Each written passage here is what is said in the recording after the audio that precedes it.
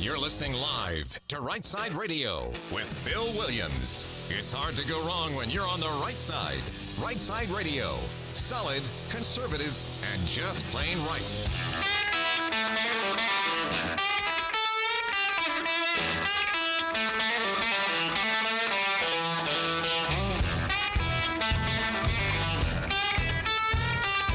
Alabama's syndicated news talk leader, Rightside Radio. Phil Williams here live in the Rightside studios. Man, we got the local, the state, the national, covering down on all the issues. And oh yeah, like the dude just said, solid, conservative, and just plain right. So, wow, welcome to it. It's the middle of the week. This is the first time in like 3 weeks we get to actually play the camel, right? I know, right? Let's play the camel. Hit it. Uh-oh, guess what day it is? Guess what day it is? Mike. What day is it, Mike?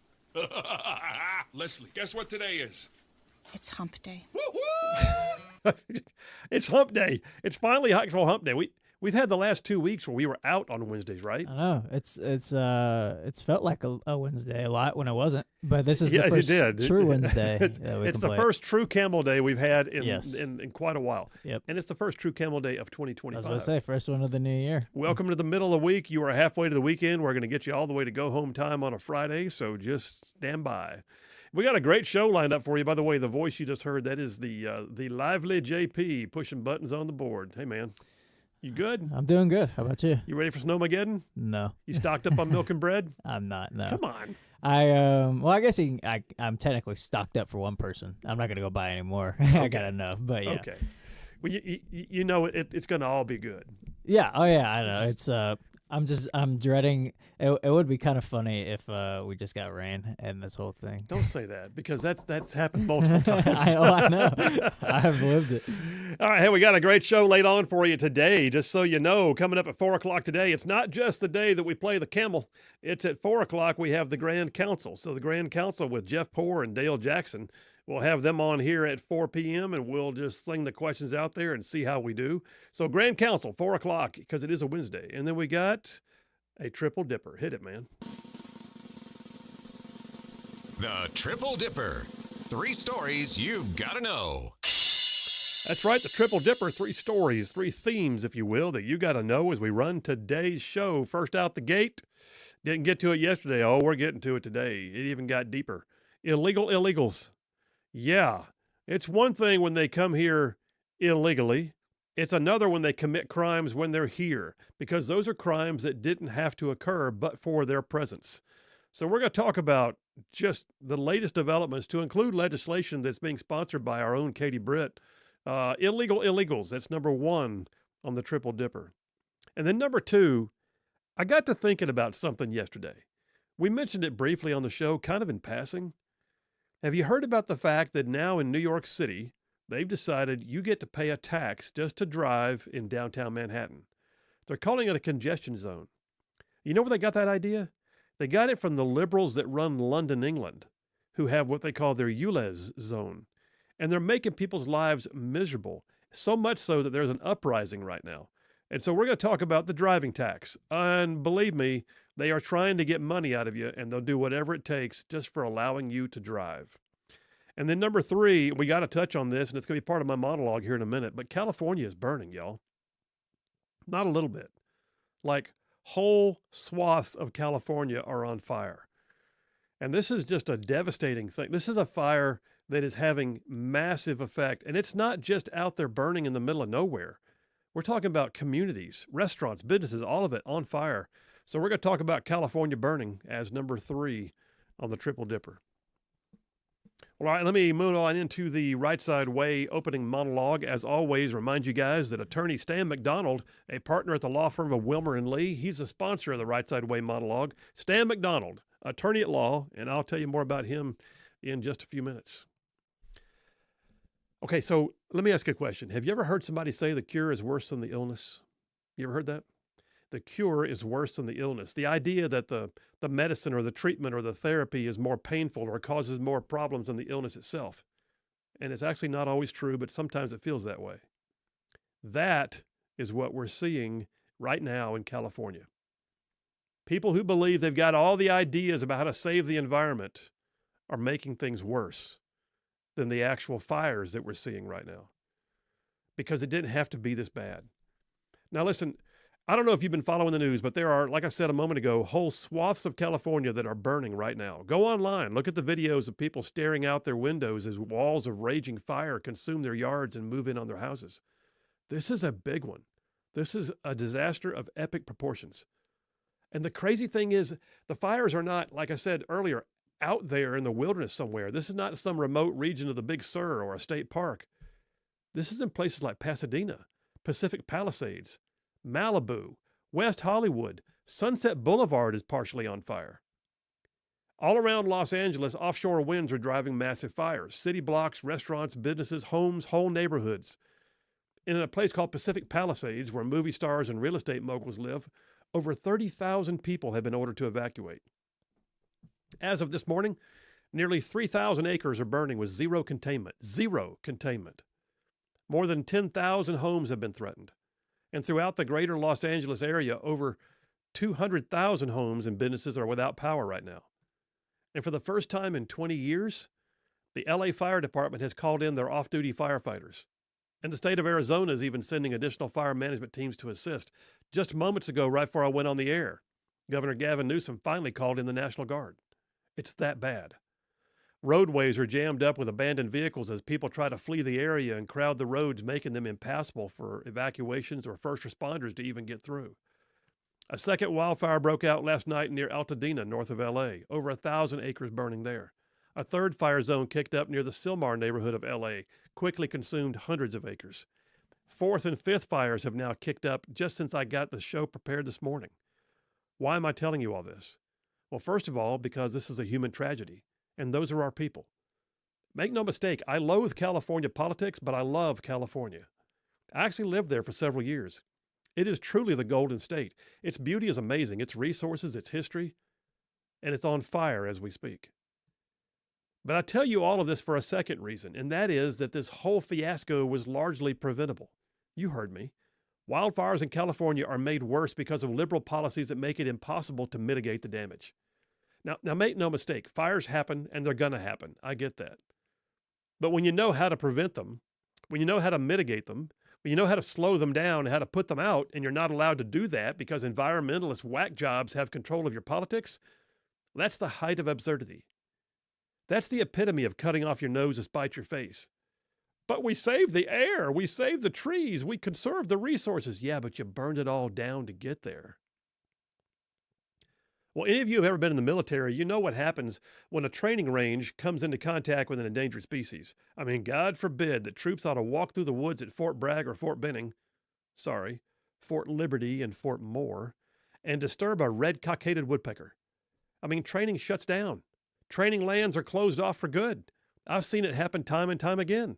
Safety briefings are given to the troops before they conduct their unit movements or their land navigation to ensure that if they see the special woodpecker or a snail darter or a special kind of tortoise, that they'll report it and training comes to an end. The same U.S. Army that can defeat its enemies on the battlefield, wreak destruction on bad guys, can also be taken down by a bird or a turtle or a fish. It's true. Ask any soldier. It's because of the environmentalists that are allowed to get involved with the politics. And it's that mindset that we see there on the training ranges on military installations that is now making the tragedies in California so much more tragic. In Pacific Palisades, which is a beautiful community on the coast, just yesterday, a beautiful star-studded $1 million community, the firefighters had to stand and watch in frustration as things burned all around them because there was no water in their fire hydrants. You hear that? The pressure from the local reservoir was too low, and the water needed to extinguish the flames was not there. Rick Caruso, a guy who ran for mayor of Los Angeles, was interviewed on Fox. I'll play his clip later. He said the reservoirs have not been refilled in a timely manner. Local conservation efforts and liberal leadership left the reservoir levels dangerously low, and now the fire hydrants have been running dry. But the other issue driving the train is the fact that land management is stymied by red tape and environmental bureaucracy. To effectively manage land and mitigate potential for fire damage requires going through and purging the grounds of loose and dry fuel.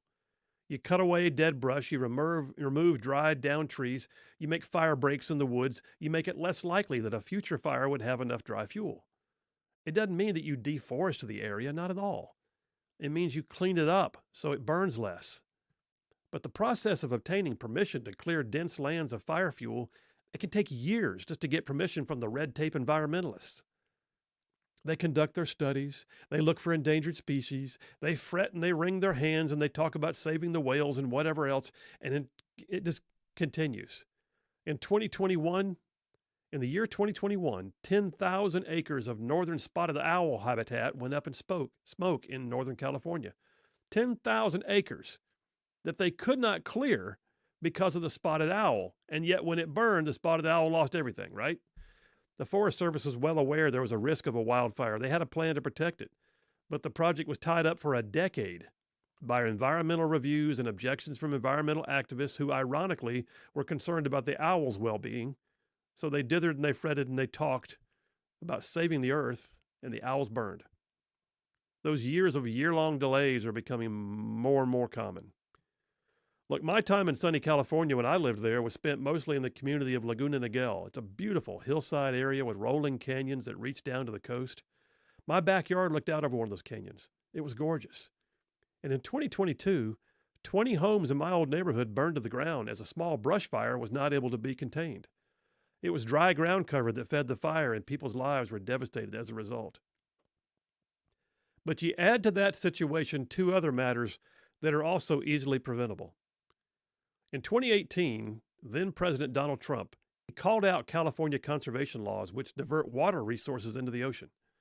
Environmentalists have actually convinced politicians and bureaucrats in the Golden State that fish and wildlife were threatened by allowing the diversion of water for the irrigation of farms.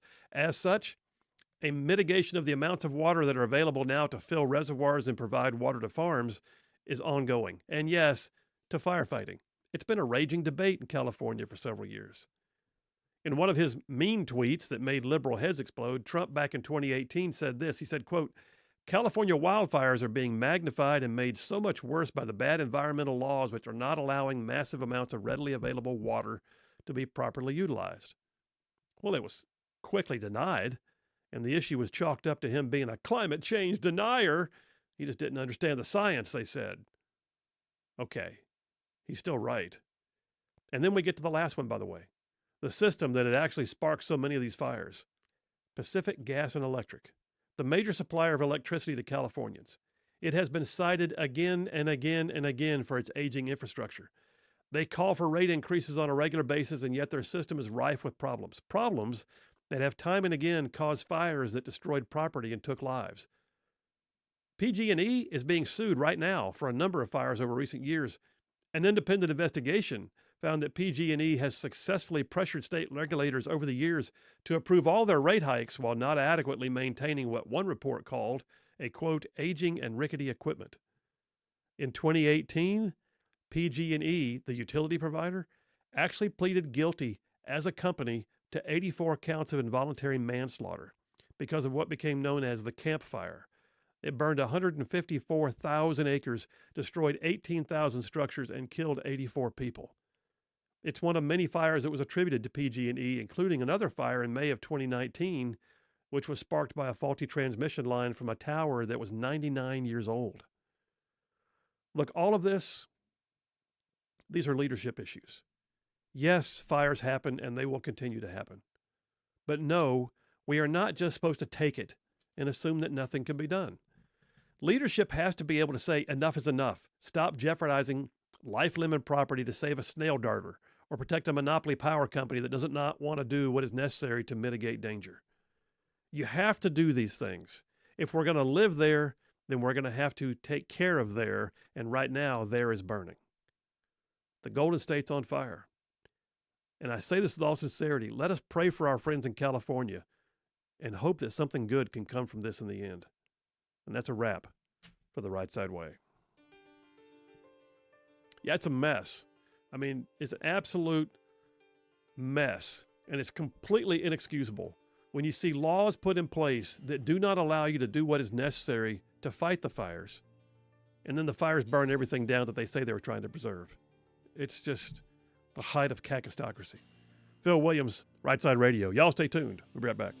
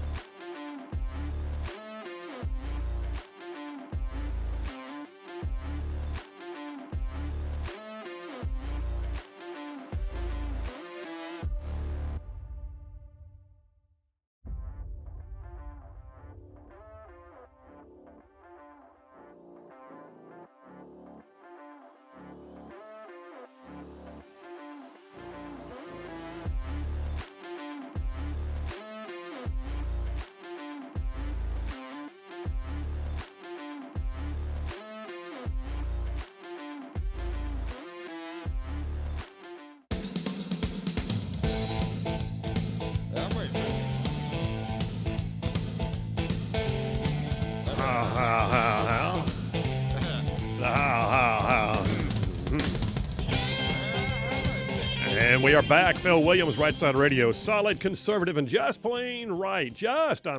Man, just saving the world one soundbite at a time. Hey, by the way, that Right Side Way monologue, as always, brought to you by attorney Stan McDonald. Let me tell you about Stan. I know him personally. I think the world of him. Stan McDonald, he's a partner at the law firm of Wilmer and Lee out of Huntsville. He's a 30-year veteran in the practice of law in North Alabama. Y'all, not only will Stan advocate for your legal needs and your rights, but listen, this guy has been an absolute warrior about the causes and the principles and the things that you all right side ruffians stand for. So attorney Stan McDonald, he has represented his clients in like thousands of real estate transactions. He knows how to represent you in local, state, and federal courts. And when Stan's on your side, you'll have no greater friend, and likewise, your adversary will have no greater foe. So here's the deal. I'm going to tell you how to reach him if you need to. You ready? Attorney Stan McDonald, the law firm of Wilmer and Lee. He's an America First family man. He's an attorney who's vigilant, and you can call him this way. You ready? Stan McDonald, 256-479-3020. That's Stan McDonald, 256-479-3020. And tell him you heard about it on Right Side Radio.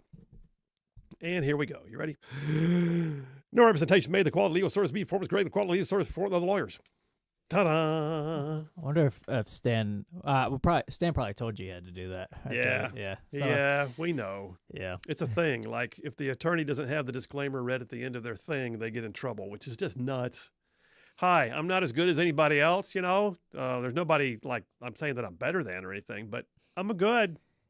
You're not better than Sonny Hostin, who's technically a lawyer. Don't get me started. Hey, we got a lot to talk about today. I mean, we're almost at the break already because I ran long on the podcast, but I'll just tell you this. That whole thing with California burning, New York Post headline, L.A. Mayor Karen Bass had just recently cut funding to the fire department by $17.6 million. Yeah. But she did make sure, though, that she hired the first ever LGBTQ fire chief, who is, by the way, in this particular district that's on fire, who made it her priority to seek diversity in the ranks as opposed to, I don't know, firefighting. It's something else, man. And by the way, Karen Bass, the mayor of LA, you mentioned this earlier too. Yep. She's on vacation. She's out of the country. Currently She's not even there. Currently in Africa, I believe. Yeah. Yeah. I feel certain it's a junket paid for by the taxpayers. Why do mayors need to go to other countries? I just don't get. I don't see it. If you're bringing business in, I get it. But you know what? The reality is your city's on fire, lady. Get back to your job, please. Just do your job. Phil Williams, Right Side Radio. Y'all stay tuned. We'll be right back.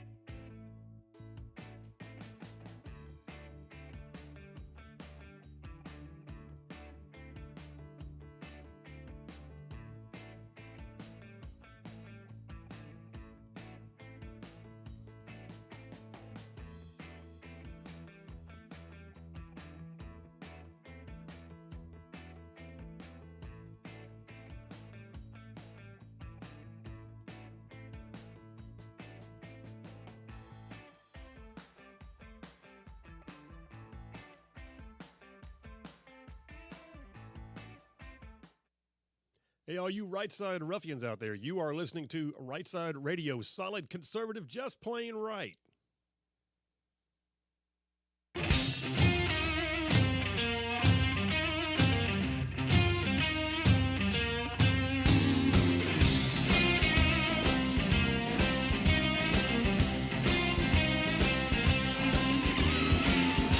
We are back. Phil Williams, Rightside Radio, solid conservative and just plain right. Just covering down on some major ground across the northern half of the most beautiful state in the nation. This one I'm talking about Alabama, y'all. I'm saying we're regional too, by the way. Going live on Monday on WGOW, 11:50 a.m. out of Chattanooga. Looking forward to that. So I got to figure out how to say the covering the ground thing at that point. I don't know what to say. I mean, I gotta figure it out. Southeastern region's conservative media conglomerate. Is that Conglomerate? Yeah, I feel like conglomerate sounded like the right word there. If I say conglomerate, I'll get tongue-tied and it'll all be a mess. We'll see. I got several text messages. Text lines are open, 833-687-4448. That's 833-68-RIGHT. Text it or call it, same number for both. Adam from Athens is not a fan of he's not a fan of Hollywood, so he doesn't care whether the fires get put out or not. There's not everyone in Hollywood's bad. Let me just say that, and it's just objectively beautiful, so it's unfortunate to see that get burnt to the ground. Yeah, and Adam's also saying too, as a healthcare worker who has to go to work no matter what the weather, dear God, please keep the snow and ice away. Anyway, so yeah, you know what? I expect we're going to be on the air. Mm-hmm. So unless power, God forbid something like that happens. Oh no, it's going to be good because if power goes out, power's out at home. So yeah, it's true. That's bad. Bruce from Springville says California does nothing but shoot itself in the foot due to liberal policies. The rest of the country needs to stop enabling that spoiled brat state. I agree with that, Bruce. I mean, that's one of the questions that Donald Trump has raised. Why do we keep having to bail you out with emergency, funds when you keep doing these policies that make the matter worse? Now, listen, no one blames them for a fire per se. All right, no one blames them for having a natural disaster. What we do blame them for is not doing the things that it takes to be able to mitigate the disaster. It's just nuts. Steve from Tennessee says the California fire is traced right back to Jimmy Carter's EPA. His funeral is well timed to showcase his legacy. Karma? Yeah. John from Huntsville says, Phil, spectacular monologue. Also, did you hear Trump say he's going to rename the Gulf of Mexico to the Gulf of America? Can he legally do that? Yes. It doesn't have to be recognized by other countries, but Congress can choose to take that up and rename it. You can, congressional action can make that the way that going forward, the United States will hereafter refer to the waters known as the Gulf of Mexico as the Gulf of America. So obviously the Gulf of Mexico is ours, right? Like we own that? No, it's partly international. Okay. There are international waters there. So no, if we named a water or, something we owned another country's name, that'd be kind of, why did we do that in the first place? No, but Mexico doesn't own it either. Yeah. And the fact it's called the Gulf of Mexico when it's in the Western Hemisphere, surrounded by Central America, North America, but it's the Gulf of Mexico. Go figure.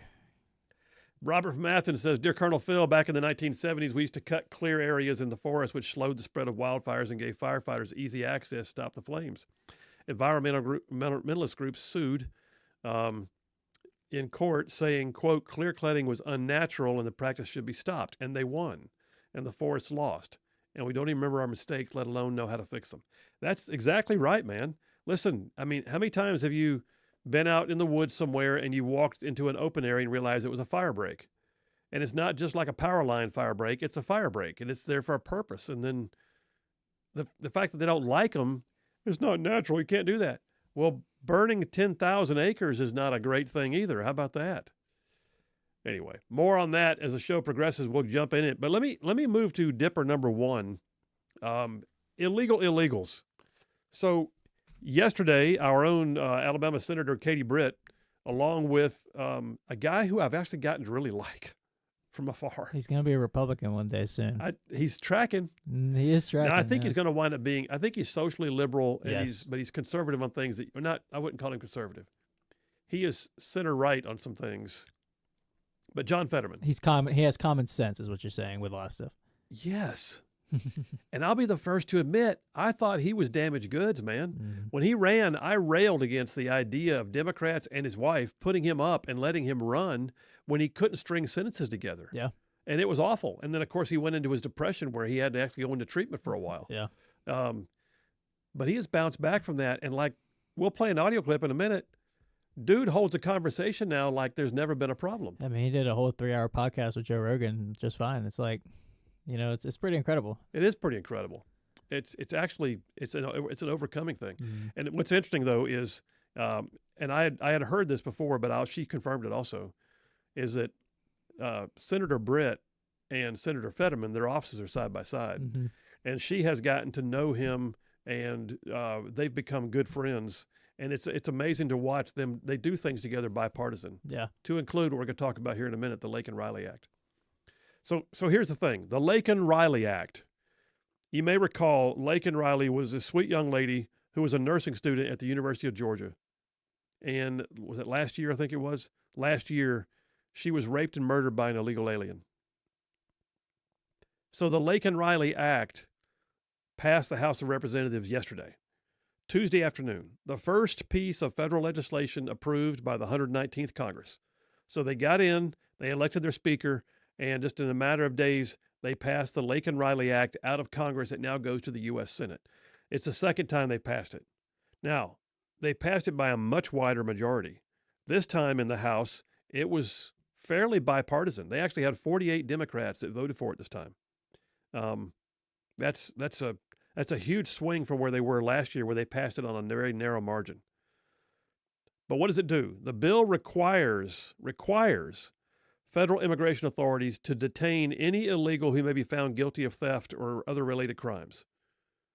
Okay, that sounds like common sense. They're having to mandate it because they're not doing it.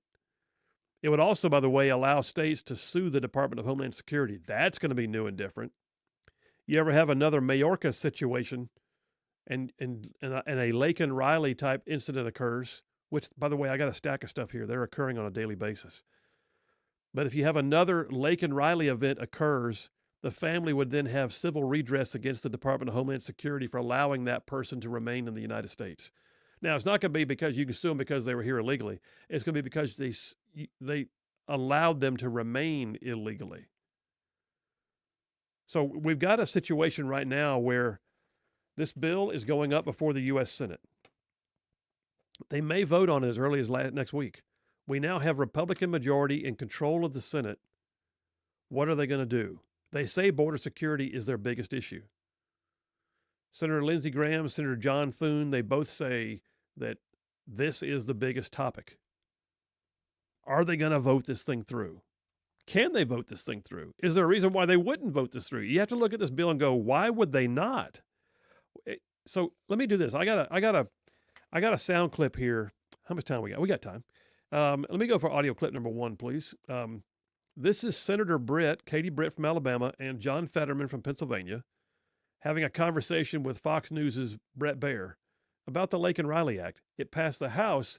They are the 2 senators who are doing a bipartisan co-sponsorship of the bill for the Senate. We're going to start listening to this. I'm going to listen to Bret Baier doing kind of an intro, and then we'll break away, and then I'll come back and get some more of it. Go ahead. In Georgia, February 2024, at the hands, authorities say, of an illegal immigrant. That passed 264 to 159, 48 House Democrats. It requires federal detention for illegal immigrants guilty of theft crimes. Senate action on that bill is now pending. It's time for our Common Ground segment. Joining us to talk about the Laken-Riley Act and other things, Alabama Republican Senator Katie Britt and Pennsylvania Democratic Senator John Fetterman. Thank you both for being here again in Common Ground. Why is this important, and how confident are you about the Senate action here? Yeah, so I think we've seen this litigated over the last 4 years, time and time again. And I think on November 5th, the American people delivered a verdict and said, we want secure borders. We want you to prioritize the safety and security of Americans over open border policies. And so this is a common sense piece of legislation, obviously named after a remarkable young woman that was taken from this earth way too soon. And I think that the bipartisan support that you saw in the House, I am really hopeful will carry on into the Senate. And we're already seeing good traction from our Senate colleagues interested in coming on board. Senator Fetterman, there are Democrats, stop obviously, who. So that's our Alabama Senator, Katie Britt, one of our two. I think Tuberville's on board with this, too, is my understanding. I think this is one of those bills you look at it and go, whew, why would you not support this? All we're talking about is getting rid of people who are A, here illegally already, and B, committing crimes while they're here in order to prevent more crimes like what happened with Laken Riley. Now, Fetterman was not asked just about the bill itself. He was also asked about the sentiment in the Democrat Party because Chuck Schumer refused to bring this bill up before. Well, Chuck Schumer doesn't have a say in it now. He can rail if he wants to, but he does not have a say in what the Senate calendar looks like in terms of legislation being brought to the floor. So Fetterman is going to get asked here in a moment as to, is this an issue that Democrats understand? And they're going to play a clip from Representative Raskin, a Democrat, a partisan Democrat, who went to the floor and said that all this bill is a way to pick on immigrants. He didn't mention illegal immigrants. He just said immigrants. Play it. Spoke out against this today. One of them, Congressman Raskin. Take a listen. Pick a crime, paste into it a template immigration law covering convicted criminals, and then require detention or deportation of certain persons merely accused of committing the crime or arrested for committing the crime. No due process required at all. This allows us to get up and demonize immigrants. So what do you say to that? You've signed on to this bill. Oh, well, I mean, I have a lot of enormous respect for my colleague in the House, but I just happen to disagree on this. And for me, just like my friend and colleague in the Senate, like, it's really common sense. And I'd like to remind everybody that we have hundreds and hundreds of thousands of migrants here illegally that have convicted of crimes. And why, I don't know why, who wants to defend that, to allow them to remain in our nation through that? And now, if you're here illegally and you're committing crimes and those things, I don't know why anybody thinks that it's controversial that they all need to go. Do you think that this was one of, if not the biggest issue for this election? Well, I think if we can't, there's 47 of us in the Senate, and if we can't pull up with 7 votes, if we can't get at least 7 out of 47, and if we can't, then that's the reason why we lost. That's one of them. That's one of why we lost. Go ahead and stop it there. So what he's saying there is basically they've got to have 60. All right. They're going to have 60 to get this thing passed. We have 53 Republicans. We need 7 Democrats to just play common sense. Now, later in the interview, Brett Baer noted the fact that there were at least 2 other Democrats who have already expressed open support for it. That means they need 4 more. And John Fetterman says, I thought this was just very, very prescient, very timely, and I thought it was very humble for him to say, if we can't get 7 of us to agree to something that makes common sense and protects people, then that's absolutely one of the reasons why we lost. And he's right. All right, we're going to take a break right now. We're on number 1 of the Triple Dipper, illegal illegals. So the Laken Riley Act passed the House. It now goes to the Senate. But what are the things that have been happening? Is there a trend, or do we have illegal immigrants creating like issues around the nation? Oh, by God, we do. I'll tell you about some of them. Phil Williams, Rightside Radio. Y'all stay tuned. We'll be right back.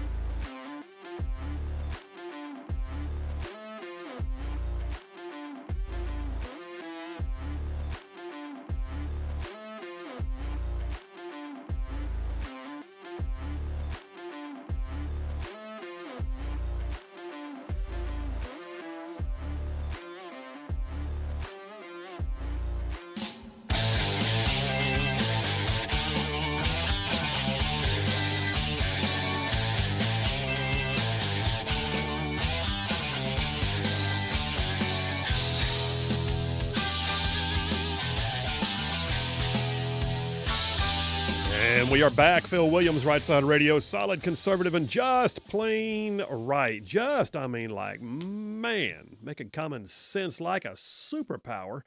So I'm in number one of the Triple Dipper, Illegal Illegals. And I just played you a sound clip of the fact that there is bipartisan movement right now in D.C. And you love seeing that. I mean, keep in mind, leadership does set a tone. And this same bill, the Laken Riley Act, which shouldn't be controversial. All this bill does is say, if you're here illegally and we catch you committing a crime, we're just going to get rid of you. We're gonna deport you. You're done. We don't need you here. There's no way you can argue that you're value added or here because you need asylum. You're here committing crimes. So, adios. Well, that's apparently too much for some libs. And so the same bill could not get traction at all in the Senate. And now it has bipartisan support, the same bill. And also, by the way, it passed the House with a much wider margin, meaning that there were Democrats who voted against it last time who voted against for it this time. It was pure politics. Now, are we looking at something that is like, I mean, Phil, is it still a thing? Yeah, it's a thing. I mean, I could pick any number of stories, but let me just pick one in your backyard. How about this one? I'll second in the stack here. 1819 News, Dateline 2 days ago. Have you seen this? 1819 News, Elmore County, Alabama. Sheriff's deputies arrested Yordi Centennial Melchor, an illegal alien, for attempted kidnapping. Here's the thing. He's been deported 5 times. 5 times. But he was in the parking lot of a grocery store or something in a town called Holtville down in Elmore County. A 17-year-old female was moving her buggy after loading her car, and this Hispanic male, who was later identified as the guy Centennial Melchor, was approached, and he demanded that she get in the car. He was trying to kidnap her. She was able to resist and got away from him. Police later caught him. When they did a ICE detainer with him, they found out that he had been deported 5 times previously. That's right here in Alabama. That's right here. How about this one? This is on Fox News. Dateline today. Twice deported illegal immigrant charged in his girlfriend's murder. Yep, this one occurred in Salt Lake. So an illegal immigrant from Mexico is now accused of killing his Utah girlfriend. He was deported in December and then returned to Utah just days before her body was recovered. His name is Nestor Rocha Arguello. Why are they all hyphenated? Why are all these names hyphenated? Anyway, don't trust hyphenated names. I don't trust hyphenated names, and I don't. And I'm seeing more. But anyway, he says a 24-year-old from Sinaloa, Mexico. He had been apprehended in connection with his girlfriend's disappearance. Her name was Talia Benward. And ICE now confirms that he was also twice removed from the United States. Twice. Entered the country illegally in 2016, was convicted at that point on local charges, and sent back to Mexico, at which point he crept back in January of this past year.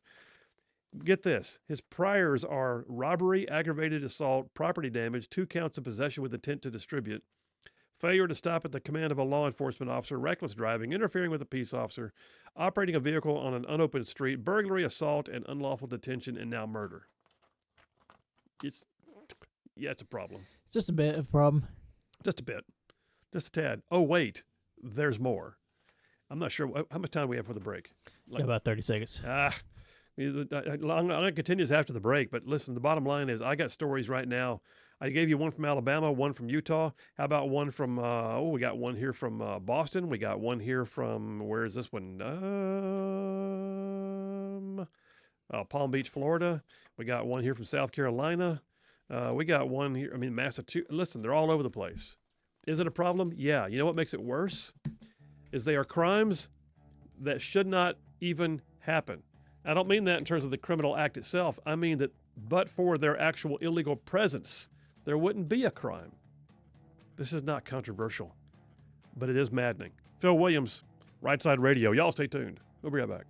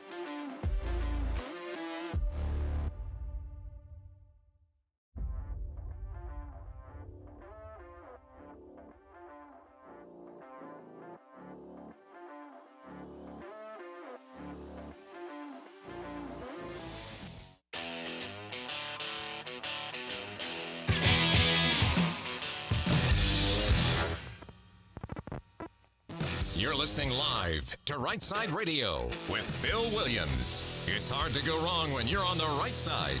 Rightside Radio. Solid, conservative, and just plain right.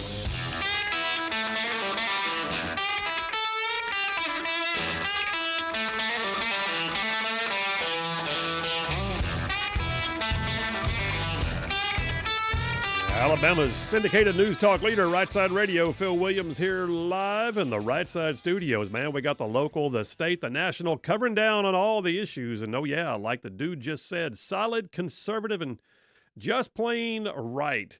Got a few text messages. Let me see what I can find here. I can't.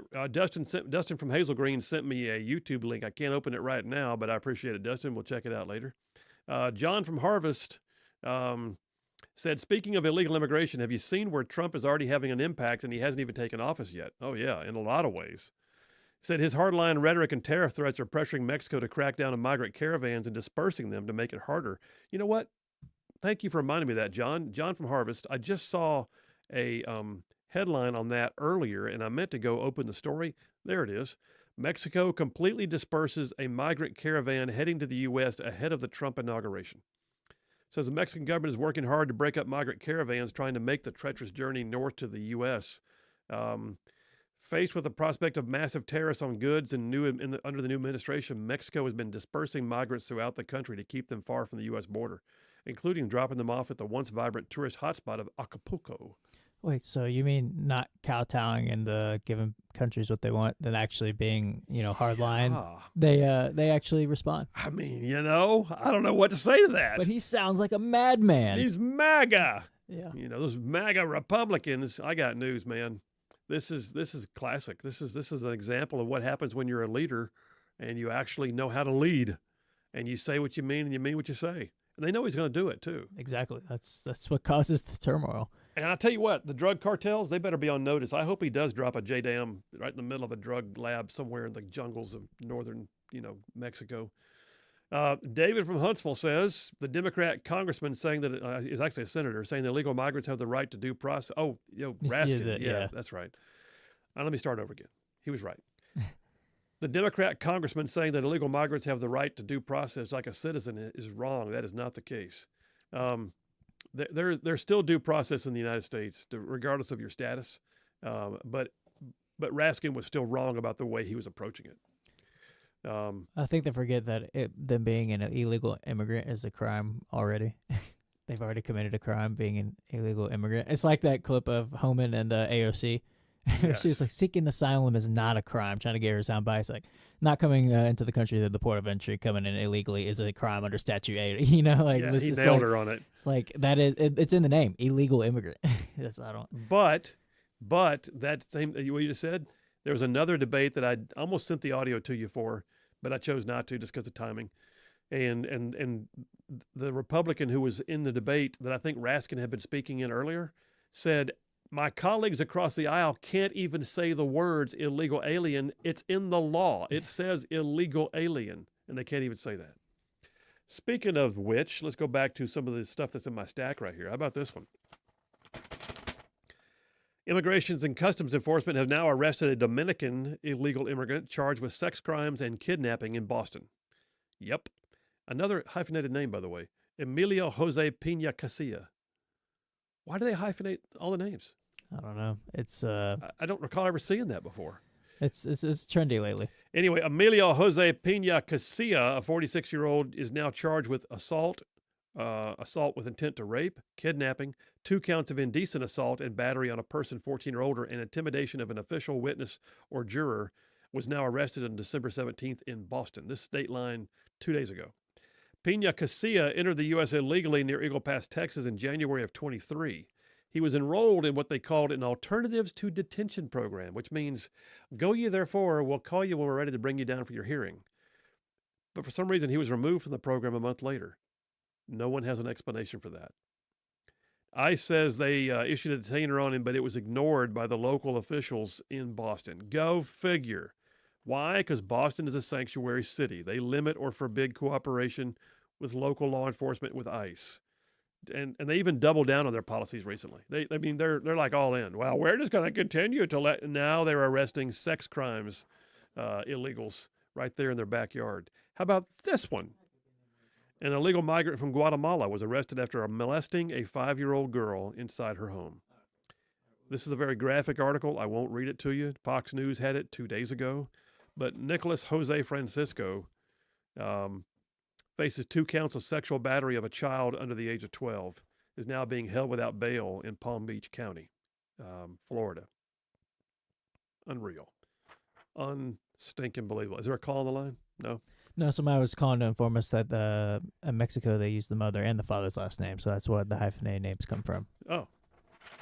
Well, there you have it. There you have it. I still don't trust hyphenated names. I don't either. Okay. FoxNews.com, Dateline January 4th. So what? 4 days ago. A suspected illegal migrant was arrested in South Carolina on Thursday after officials say he made a fake bomb threat. So bottom line, here's the deal. Illegal alien driving an 18-wheeler pulled over for not having a tag.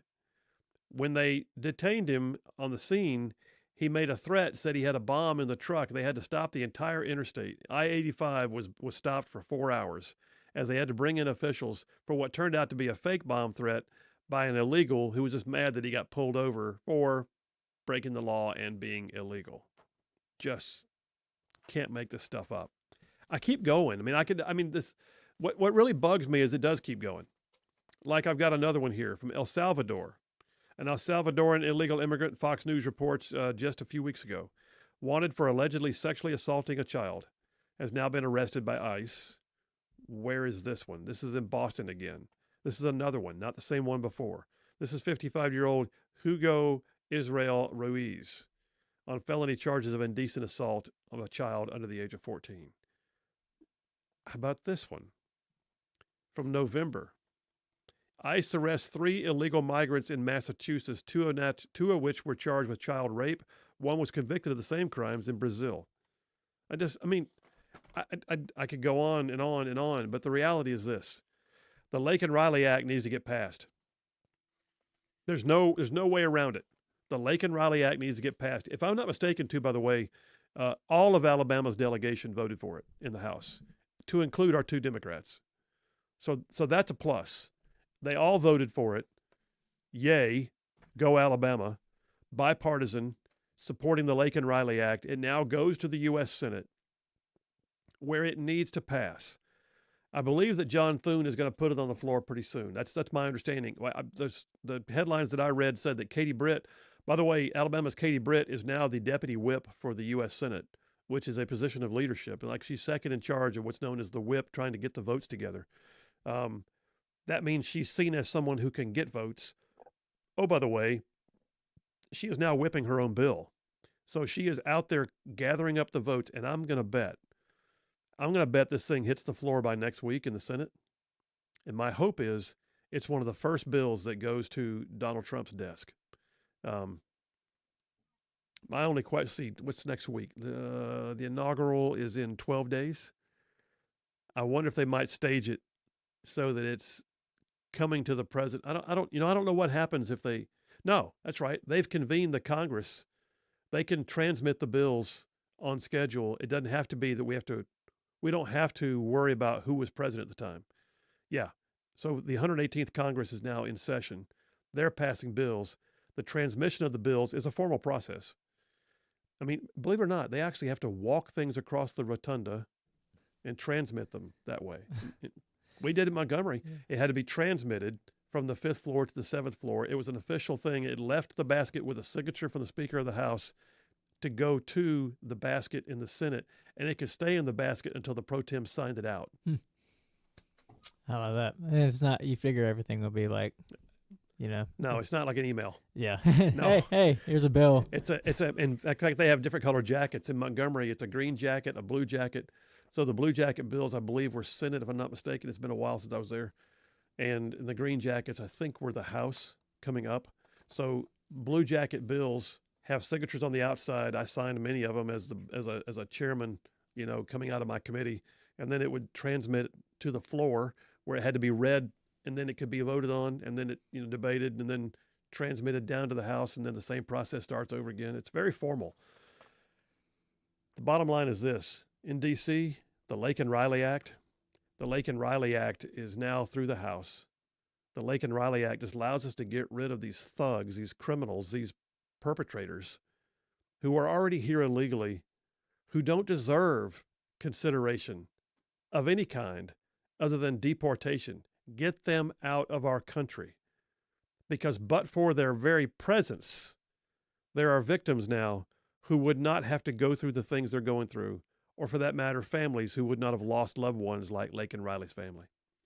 All right, you guys, listen, we're going to take a break right now. We'll come right back and change the dipper. I got to talk to you about the driving tax. The what? Yeah, the driving tax. Phil Williams, Rightside Radio. Y'all stay tuned. We will be right back.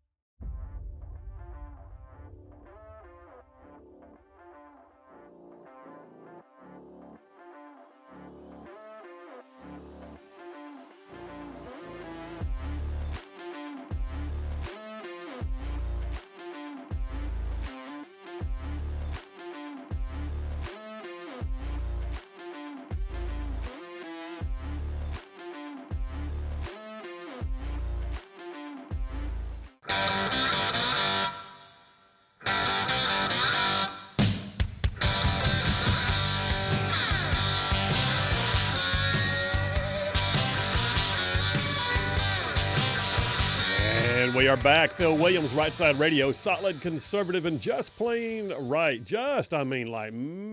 Pulling pins on truth grenades in here.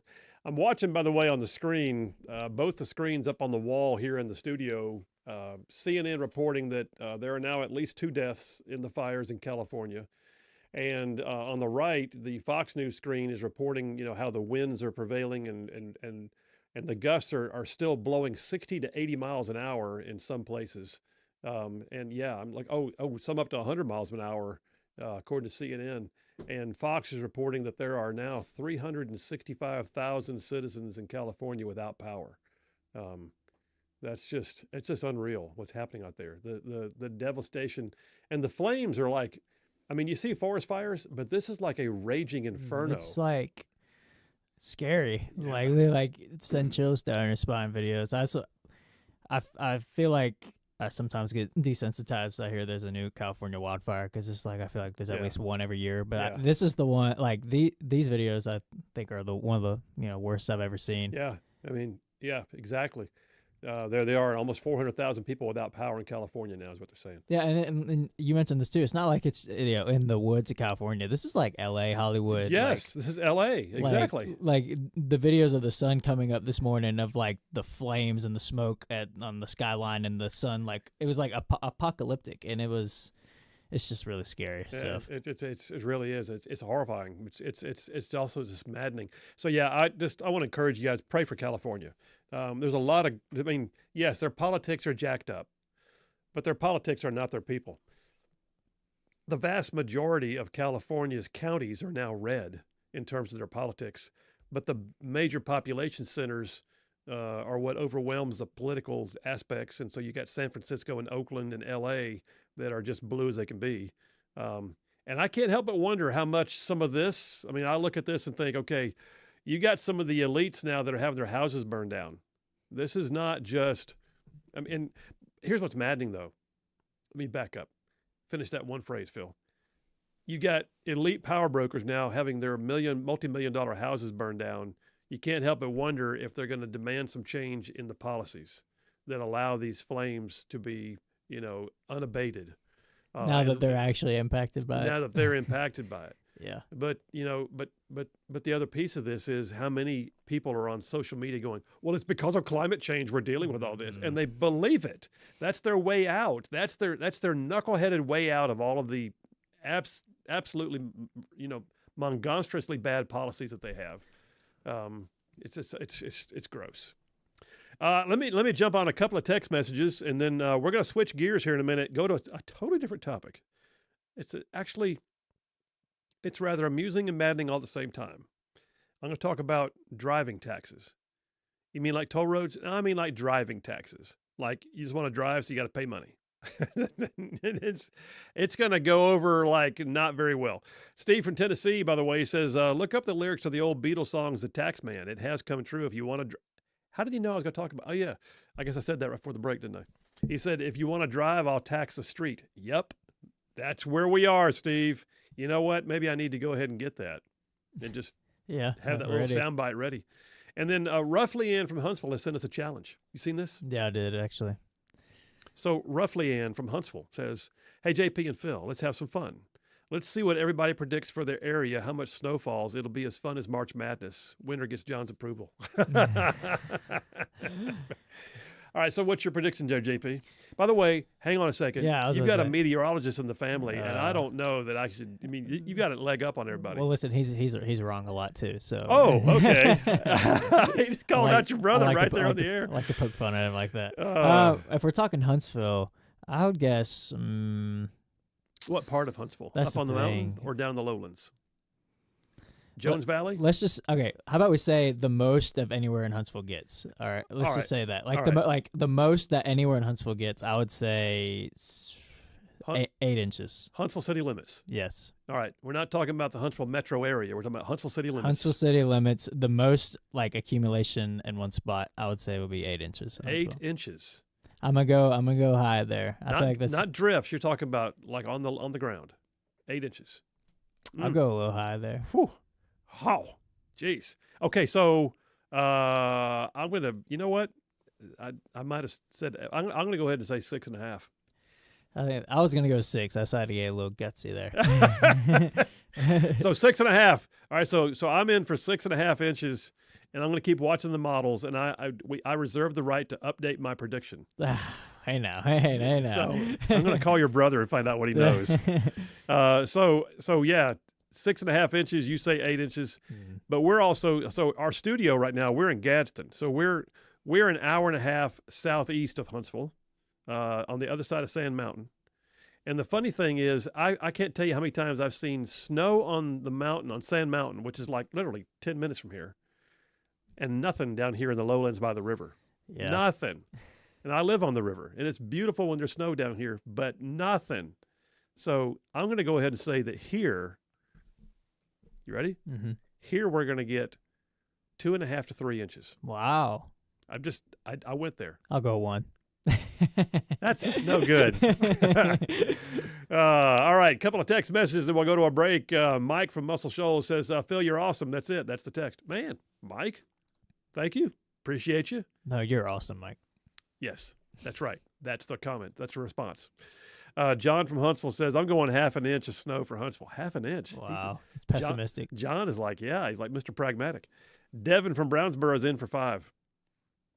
There, okay. And wow, he says, by the way, I wonder if I get the tax money from the streets that are named after me.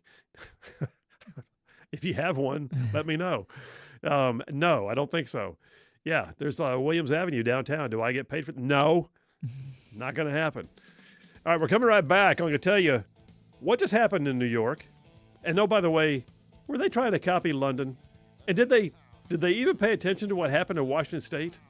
All of this. It's a tax on the mere fact that you need to drive somewhere. Phil Williams, Rightside Radio. We'll be right back.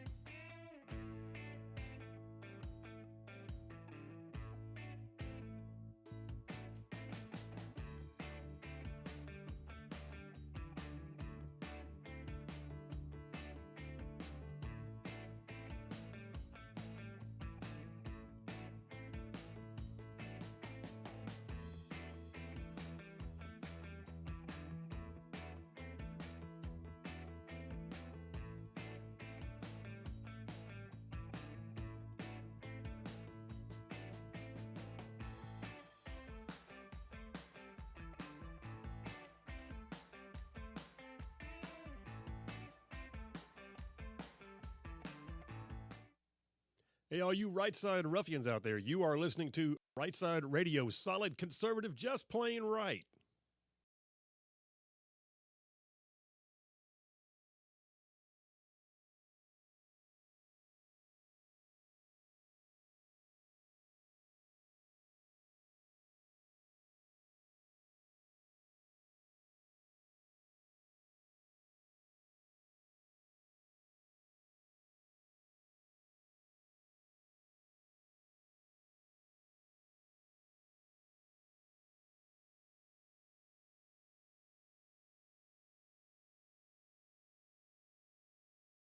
Right, just covering down on some major ground across the most beautiful state in the nation. This one, Alabama. Y'all, I'm talking about this show goes all the way from the Tennessee line down to Birmingham, from Tuscaloosa back to Gadsden, parts of Georgia, Tennessee, and even Mississippi, all thrown in just for good measure. And next Monday, we go live in Chattanooga, Tennessee. Going to be on WGOW out of Chattanooga. Looking forward to making it a regional show. So thank you very much. We look forward to being with you guys in Tennessee on a more in-depth basis coming up next Monday. By the way, you can always follow the show no matter where you are in the whole wide world by going to the World Wide Web. Why? Because we stream the show every single day. So on audio and video, I mean, you can watch the inner workings of the Rightside studio, but you can, go to YouTube, go to Twitch, go to Rumble, go to our website, rightsidemedia.org. You can go to two places on Twitter or X. At Sin Phil Williams is my address on Twitter. At Rightside_media is the company address. And we have the show broadcasting right now. That's how Charlene listens to the show. More often than not, she winds up just listening to it on her phone. So just know this. If you go to one of those platforms and you're listening to us, if there's a like or a subscribe option, we would greatly appreciate it if you would. Number one, it'll help you find us quicker next time and there's no charge. You just click on that, and that way it always goes to what you subscribe to for you. But it helps us grow as a company. The more we have in terms of subscriptions or likes or follows, those platforms give us expanded capability. So do us the favor and do that. It would mean the world to us and help us grow. Rightside Media, we are doing some crazy cool stuff right now. We got 4 separate podcast lines out. We got the audio podcast of the radio show, which has like almost 300,000 downloads now. We've got, of course, the daily radio show. We got an op-ed that comes out every week in like 18 different newspapers around the region. So Rightside Media, stay with us, man. Sky's the limit. We're going places. Yeah, if you want to see a bunch of liberals go after Phil on the content that's up on the YouTube, go check it out. It's pretty funny. If they're screaming at you, you're doing something right. And it's funny because I'm sitting there and I'm like, they're going after you, but I'm the one sitting here reading this. I'm the one reading it, and I'm just amused. All right, Dipper number 2, the driving tax. What the heck? New York City. By the way, this is like California in the sense I can't stand their politics, but I love New York City. I mean, it's one of those places that it was a bucket list item for Charlene and I to get up there and go to some Broadway shows and, spend time in the Big Apple. And we did a few years ago. They just entered a new realm of taxation in New York City. Pray tell, Phil, what could it be?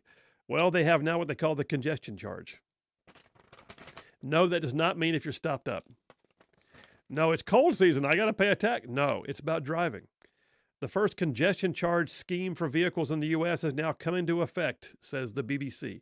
Phil, you went to the BBC? I did. Because you know why? Because the BBC has dealt with this. And I'll tell you more about that in a minute. But just the other day, car drivers will now have to pay up to $9 a day for driving in downtown New York City. $9 a day. And if they take a picture of your car and you don't have the requisite markings indicating you have paid your permit fee, then you're going to they have 1,400 cameras they put up now. 1,400 traffic cameras are now there to collect taxes. They've got like 110 different detection points with a total of 1,400 cameras surveying the traffic. And they're putting up 800 signs that tell everybody. I mean, it's just gross, to be honest. That can't be illegal, can it? Well, yes and no. I mean, first of all, I look at this and say, whatever happened to being able to face your accuser? Yeah. Because you can't go to court and say, this picture was sent to me of my car driving in downtown, and that's not me. Well, I'm sorry, sir. It appears to be you. I'd like to face my accuser. Well, it was a camera. What do you do? Yeah. But yeah, allegedly it's supposed to ease New York's notorious traffic downtown. That's just part of the being in the big metro area. But what they're really trying to do is raise billions of dollars for public transport. That's what they're doing. They want you to ride on the subways where people get murdered. That's what they want you to do. They want you to take the bus. So yeah, $9 a day to enter what's known as the congestion zone at peak hours, and then $2.25 at other times of the day. Small trucks and non-commuter buses pay $14.40 to enter Manhattan at peak times. It's just unreal. You're going to have to start buying what's known as the Easy Pass bill. So you're gonna wind up having to pay. It's like a toll to be where if you work in downtown, sorry, public transportation or pay the fines. That is what happens in liberal land. But by the way, they're already seeing pitfalls. Go figure. New York Post reports as of yesterday, commuters who were driving across what's known as the Ed Koch Queensboro Bridge, which has been toll-free for its entire life, are suddenly trapped because the way the traffic flows across that bridge, there's a turnaround point where you may have to go around to get away from Manhattan, but if you're not careful, you're in Manhattan without meaning to, but because you came across the bridge, you're constrained, and therefore you're suddenly in a tax zone without meaning to, without having intent to be there. You're just shuttled into it. So it says people driving across Queens will also get charged. There's no way to avoid the congestion zone just to get onto the bridge. So you're wanting to get out. There's another point. You're wanting to depart. You didn't even go into Manhattan except to get to the bridge that takes you home. Guess what? Got to pay a toll just to be able to go home. You're passing through. Sorry, we need your money. I've got a map here of the congestion zone, and it's just like how do you keep track of? I'm holding the camera. How do you keep track of this? Well, that's the thing. There are already apps and online mapping that are teaching people how to avoid it. So what's going to wind up happening? They say it's to ease congestion. Okay, to some degree, it probably will ease congestion.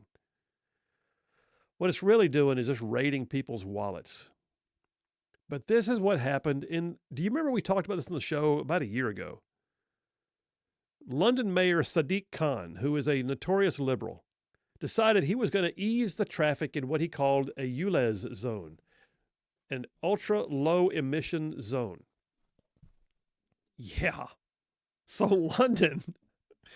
London now has 96% of all vehicles have to be compliant. They're not only looking at who's driving, they're looking at what you're driving in London. So in London, they have cameras everywhere, every stinking where. It is one of the most surveilled cities in the world. And they are using them now, these ULEZ cameras, to gauge who's driving. Do they have the proper pass? And are they driving what is known as a ultra low emission zone vehicle? So not only are they trying to reduce congestion, they're trying to force you into a vehicle you don't want. It's unbelievable. Well, they raised so much money on this at first that the mayor decided to make it all of London. So it's not just like one zone now, it's all of London. What does that tell you? With liberals, it's never enough. There will always be a ramp up. If they see a buck, they want two. They will not ever turn away from the opportunity to take money out of your pocket. And so the ULEZ has now been expanded to all of London's 32 boroughs. And it's allegedly going to tackle air pollution.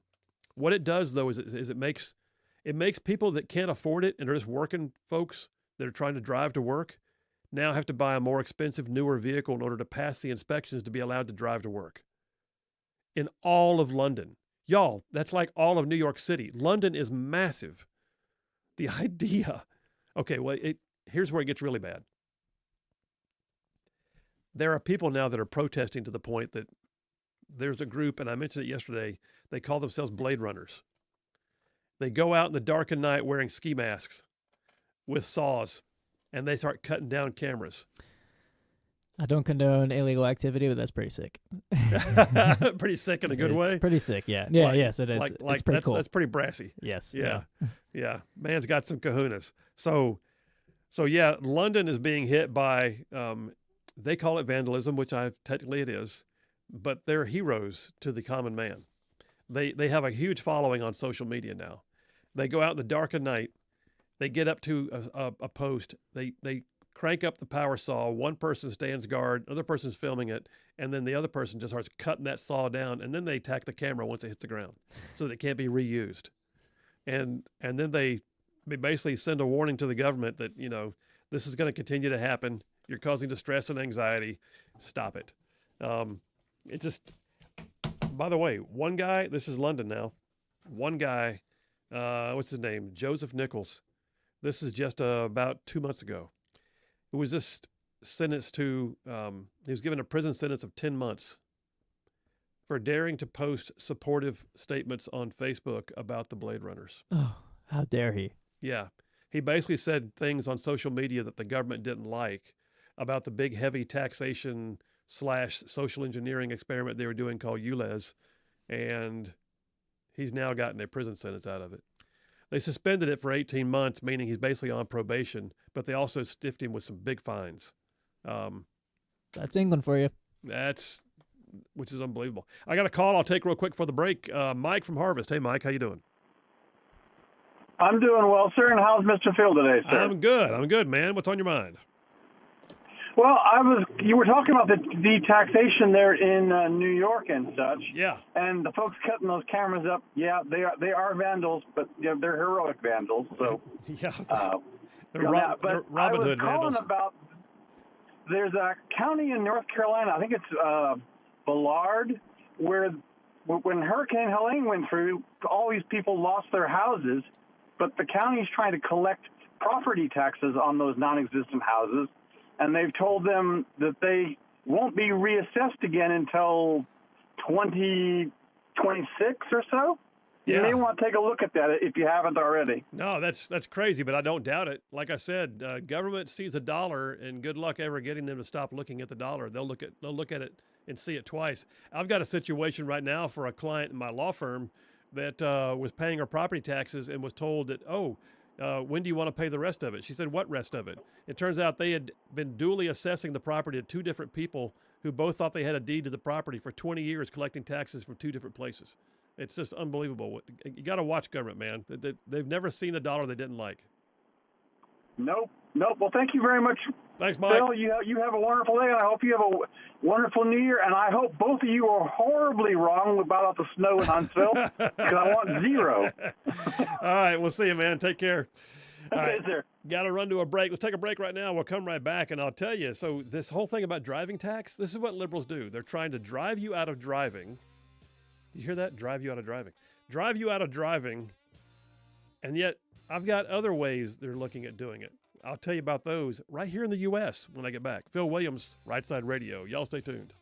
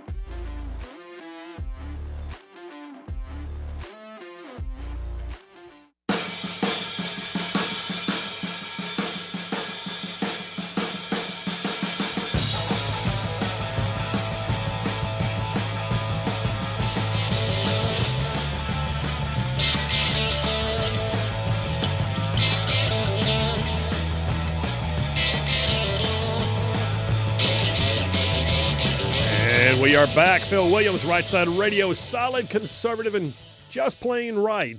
Making common sense like a superpower, giving you all the truth you can slap on a bumper sticker. All right, so let me say a couple things, and I'll run to the phones before I run out of time. So one of the other ways they're trying to get you on the driving tax, yeah, that's what it is. There's a new movement that's making its way around that's already being touted in Maryland. They've got a pilot program in California. There's even been discussion in Tennessee. Come on, Tennessee. About charging drivers based on the number of miles they drive. Now, let me just point out, those of y'all that are heavy commuters, commercial truck drivers, how do you live with this? But here's the other thing. Actually, there's two other things that you need to know. There's only one way they can do that, and that's for them to get the information from you. And since they never trust you, what does that mean? They're going to put a device in your car to monitor. That's what will happen. You'll have some, listen, they just will. Why do I know that? Because they already have been. Why do you think that Progressive Insurance gave you a discount for safe driving? They caused you to put a chip in your car that reported your driving habits. And if you weren't safe, you didn't get the discount. Well, the same is going to be done for the government. They're going to put a chip in your car, and they're going to monitor your driving habits. And, oh, by the way, they're going to also charge you in some places for how many miles you drive. That's their workaround. They're worried. Oh, wait, we said electric cars. Oh, my gosh, what do? We use gas taxes to build roads. Now what? Oh, my gosh. Let's monitor their driving habits, make them pay by the mile. Wonderful. Did you know? I did not know this till I was getting ready for the show today. Did you know that within the Biden-sponsored infrastructure bill, in the $1 trillion, 2,700-page infrastructure bill, that on page 508, there is a national motor vehicle per mile user fee pilot program planned. I kid you not. I've got a story here from the Washington Policy Institute, much like the Alabama Policy Institute. A per mile user fee program would have drivers pay for every mile, and there is a embed in the infrastructure bill that was passed by Nancy Pelosi and Chuck Schumer that would require this pilot program to be pursued. And I got just about 2 minutes before I go to the break. Let me go to the phones real quick. Tom with all the kids. Hey, Tom with all the kids from Huntsville. How are you? Oh, did we lose him? Yep, sounds like we did. Rats.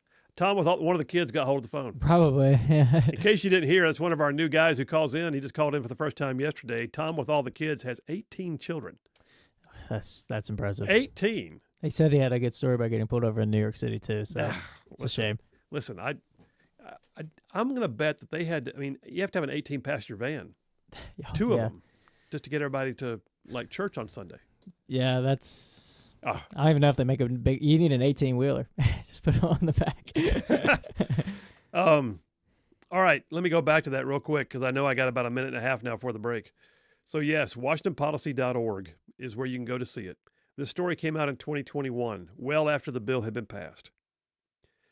The $1 trillion, 2,700-page infrastructure bill buried on page 508 is a, quote, national motor vehicle per mile user fee pilot program, end quote. The purpose will be to test the feasibility of a national per mile charge as well as increase public awareness of what the policy change could look like. I'll tell you what it'll look like. It'll look like, riots in the streets is what it'll look like. It'll look like people protesting in a big way. It'll look like people marching on the Capitol again. Just saying. Anyway, what it would do supposedly was project a plan by which drivers would pay for every mile they drive, rather than paying their taxes at the pump. Yeah. They push everybody to EVs, and suddenly they realize they might lose $1. What do they got to do? Get the dollar back. So the bottom line is they're trying to reduce or replace state and federal taxes with a system in which everybody pays regardless of what kind of vehicle you use. Listen, I'm just saying that ain't going to fly. There's no way in the world everyone's going to allow you to monitor you. By the way, what do you do if you have an older vehicle? What if I ever get back to a classic Mustang again? You're not loading a computer chip in that thing. What do you do? How do you manage that? Then you're going to make me have a permit just to drive? Well, I already do that, don't I? It's called a license with a tag. I mean, where does it stop? Bottom line is, this ain't going to fly. I'm talking about free America rising up. All right, stay tuned. We're coming right back with the Grand Council with Jeff Poore and Dale Jackson and little old me. Y'all stay tuned. We'll be right back.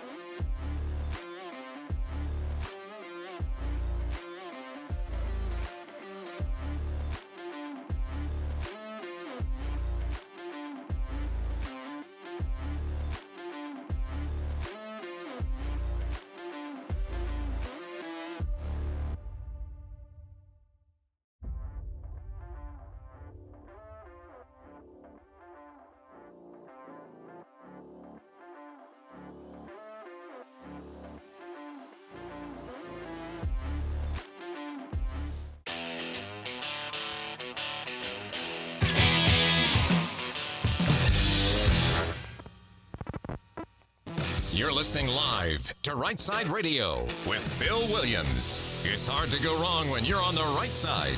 Rightside Radio. Solid, conservative, and just plain right.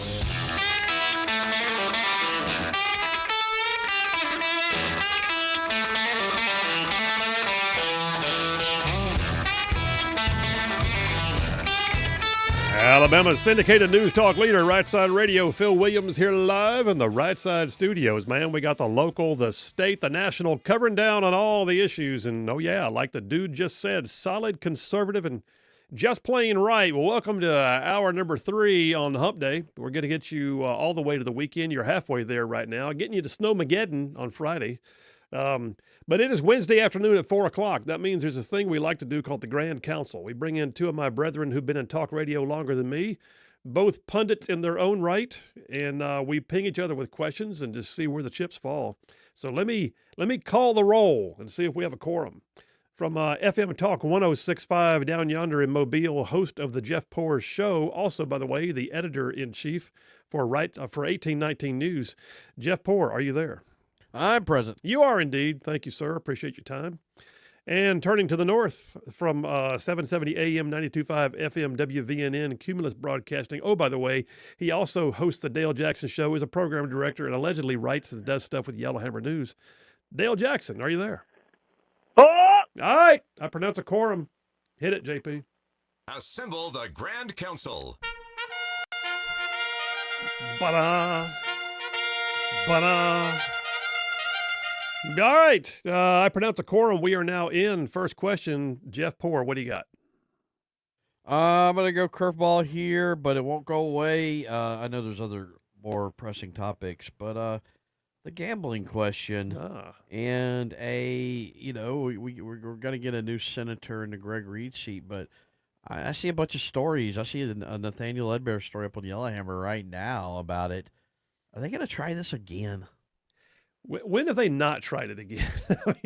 I mean, I know a year off. Remember, you're right. They do. 2 years ago. This is so. If they're not going to do it, this is the year they're not going to do it because people are declaring for their races, and so either A, they jump in there, do a special session, try to cram it down everybody's throats real quick. But right now they don't have a bunch of neophyte new guys. These people everybody has at least 2 years under their belt, if not more. I guess the Phil Williams common sense side of me says, don't do it. Surely they're not going to do it. But I'll be honest with you. I've been in Montgomery enough to know they're really talking about doing it. So there's that. What do you think there, Dale? So I spoke with Rex Reynolds today about Alabama politics this week, which you never mentioned in my introduction, by the way. I don't know why that is. You've been on it, but I don't know why you don't and reference it.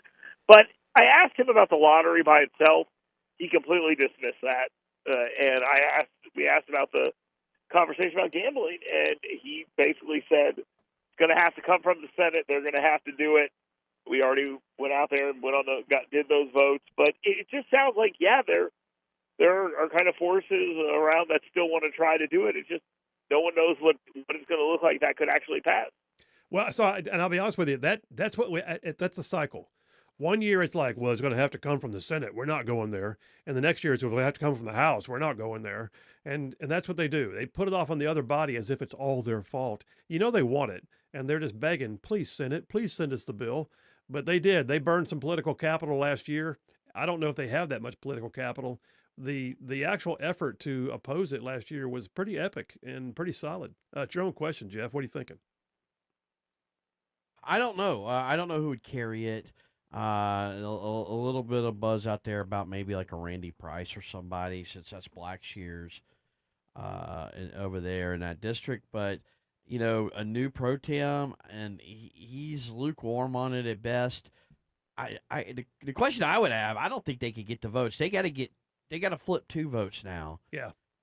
Who would it be if they could get Albritton and they could get something PCI likes, then who? Well, that's the thing. I think if they truly are saying it has to start in the Senate, it's got less of a chance of going anywhere. If they're saying they'll start in the House, then you're going to watch everything get consumed for a while. But Anyway, hey, let me take the next question. Jeff, I actually threw it to you first because I thought sure you were going to, I was giving you room for your own question. I know what's coming, but you know what's coming. You know what's coming. You guys put it up today on 1819 News. I think the lead went up at, what, 2 o'clock or thereabouts. So Tommy Tuberville is openly saying he is not ruling out a run for governor. So your thoughts, both of yous. Tommy Tuberville for governor, yay or nay? What are your thoughts? Jeff, it's your story. Take it. No, I think there's been a lot of talk about this, and it's been dismissed. But let me hear me out here real quick. Tommy Tuberville's got 2 good years right now in the Senate left. And when I say good years, I mean 2 years with Trump as president and in the majority. After 26, guys, the Republicans could lose the majority. And, does Tommy Tuberville want to commit himself to another 6 years in Washington, D.C., to who knows what lies ahead? 2 years of Trump, a Democrat president, who knows what kind of impeachment's going to be out there. I think Washington gets really, really interesting post-26. It's not necessarily a place for Tommy Tuberville. So he'll get his time in the Senate where he can really do something meaningful. Now you look at 27 and 28 and beyond, Washington's just not, who knows. But governor, you could do something with that. So that's why I think, you got to at least think it's a real possibility. Yeah, and I'll be honest with you. I think that, on a personal level, I think Tuberville actually does very much dislike D.C. He's open about the fact that he has a disdain for D.C. politics, But, if he thinks that it's politics free in Montgomery, there's a deep state there too, and there's also major politics. But I think that he anticipates that he would enjoy being back on home turf as the governor. I'm of the mind, I've been of the mind all along that he's going to run. I really think he is. I think that Ainsworth is the one people recognize as playing for the role all along. But I think that the not so dark horse is the fact that Tuberville looms in the distance, and that's going to be a serious race with the name ID on both of those guys. And I think Tuberville would have the upper edge at that point. Dale, your thoughts?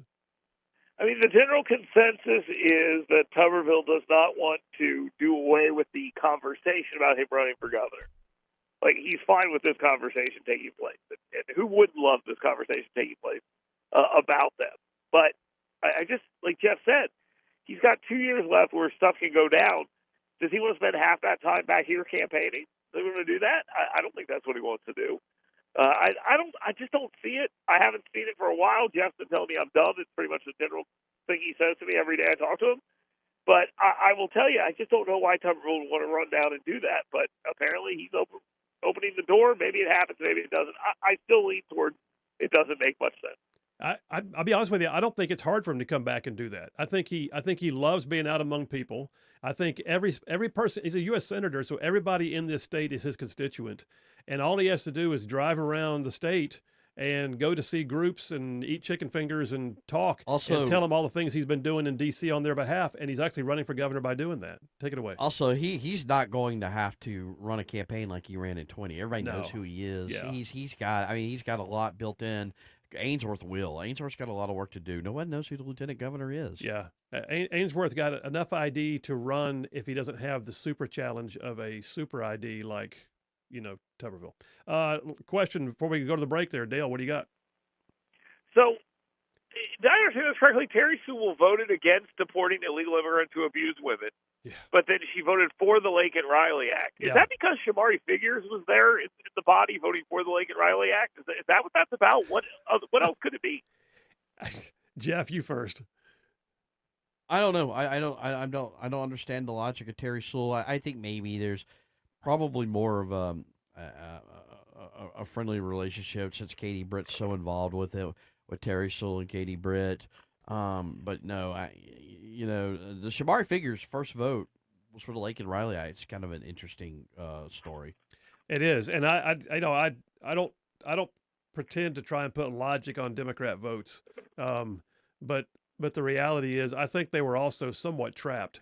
I think on this Laken Riley Act, they recognize the momentum is on the bill, and you don't want to be on the wrong side of it. So I think that she voted because that's what she knew she had to do in this case.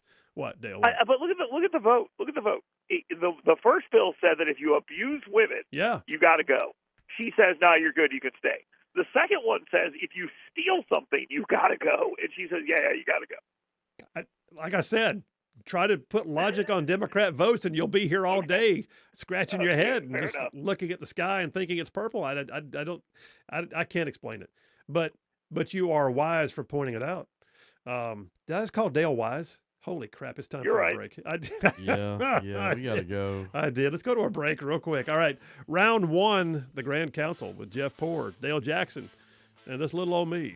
Y'all stay tuned. We will be right back.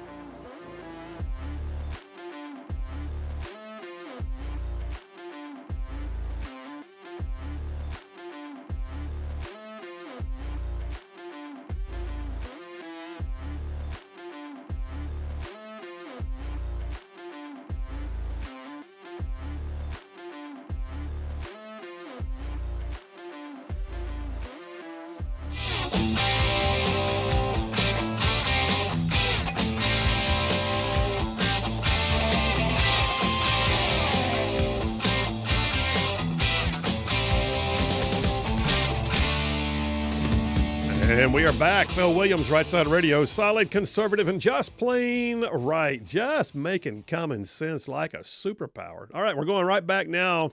Round 2 of the Grand Council with Jeff Poore and Dale Jackson. First question, second round. Jeff Poore, what you got? How serious you take Gulf of America from Trump? You know what? I think he'll do it. I think that he'll ask for Congress to do it because I think for the United States to recognize it that way, my understanding is it has to be congressional action. It can't be executive order. And then, neighboring countries can choose whether they want to get on board or not because it's international waters largely. But why do we call it the Gulf of Mexico? But this is just, to me, this is a classic example of MAGA's back. I mean, it's like America first. Not only that, but it's not even just America first in what we do. It's America first in how we call it. And so I'll be honest with you. I think he's serious enough to where if Congress will do it, he'll say, sure, I'll sign that bill. Dale? The entire press conference was wild. It was the Trump we love. Yes. We need more of. And what he said is this is not America first. This is FU, America first. That's what this is. And he's making that very clear. It's a negotiating ploy, and I love it. Jeff, it's your own question. What are you thinking, man? Gulf of America? Yeah, I still don't know what to make of it and how many people, it seems silly, but I've said that about Trump on some things, and then later, oh, that's why he did this. So it's brilliant because he forces people to come out against it and be like, yes. I don't want to call it Gulf of America. Oh, why not, you commie? Yeah, that's exactly right. That's simple. I mean, the end result is the only people who don't like this are the ones who are embarrassed about being the big dog. And so if you want to be the biggest, baddest dog on the block, then guess what? You got to have the loudest bark, and that's just where we are. I think it's a hoot, man. I'll tell you what. Do you think those days of America, leading from behind, or us American jingoism and all this stuff, that the Trump phenomenon is kind of a pushback against that stuff? Well, it is, and I think there's also a real, there's a real clear case of morale being low among Americans, the populace. They're so sick of watching. Even the left is demoralized from watching Joe Biden fumble and stutter his way around for the last 4 years. And everybody wants to know that it's not just that we change the leader and we're going to have a better economy. They want to know that the America that they know and love and get misty-eyed when the flag waves is back. And so I think that kind of brash talk that, that we're the cowboys of the world, I think that people are responding to that because they need it. They need the morale kick. And it's like Red Bull for the soul, man. That's what I think is what's happening. That was a great batch of quotes. You can use every one of them if you want to. All right. Next question. I'm going to stay in the same vein. Are we going to make Greenland a U.S. territory? Do you think that is it going to be Greenlandia, the U.S. colony of Greenland? Is it going to be Trumplandia? What are we looking at here? Jeff, you first. I don't know what this is, but it's kind of interesting. Like you would think about Greenland, and are there minerals up there? Yes. Is there something? Why haven't they been exploited, if you will? Will someone else try to do it if we don't? That's a real question. It's not as if the scary Danish military is going to keep people away. So no, it's random, but you get to thinking about it. I mean, well, what was Alaska? And look how Alaska turned out. And the population of Greenland, by the way, is a little bit less than Madison, Alabama. So it's not like this is a heavily populated area. It's just a massive land, and it gives us a huge buffer. I mean, the case for this is kind of interesting. Nobody thought about this until Trump did, and all of a sudden everybody's like, "Woo, that's neat." Dale Jackson, what do you think? Greenland? On CNN, they were having a debate, and one of the morons on there said, if we go and invade Greenland, that'll activate Article 5 of NATO, and then we'll be at war with NATO. So the correct answer is not to go after Greenland. No, we need to bomb London. That's the correct answer. We stop London, we send a message to them, and then we just take Greenland. Don't even worry about the Danes. We don't need them. We don't need to talk to them. We've got to put the UK in its place. Well, wait a minute. If we're a member of NATO and we cause the problem, do we have to attack ourselves? Is that what's happening? All right, fine. Launch a missile at Redstone Arsenal right now. Send a message to ourselves. Wow. That's what we have to do. It gets pretty thick. I think, I'm just going to lay it out there. I think they really are going to pursue it. There's no other reason why Donald Trump Jr. would go there except to have dialogue. But at the very least, what I think this is a clear indication that we want a greater opportunity from Greenland, whether it becomes our territory or not, whether we buy it or not, whether we just, acquire more rights. That's what I think is going to happen. I think what Trump's doing is actually just saying these things that he actually wants. He's negotiating with his own staff. He's negotiating with everyone publicly and hoping that everyone will come to the position he really has on a lot of different things, which is get the hell out of my way. Yeah, I don't know that he wants the expense of having a new territory and or state called Greenland, but I think he definitely wants better basing. He wants to keep China and Russia out of the waters, and I think he wants to make sure we have rights to the Arctic. We got 1 minute left. Last question, Dale Jackson, what do you got? You cowards had an opportunity to ask this question, and you chose not to. Is Kay Ivey going to resign? This is the thing we're hearing. Is Kay Ivey going to resign? That's funny. I almost asked that question, but it was more like I want to talk about Greenland.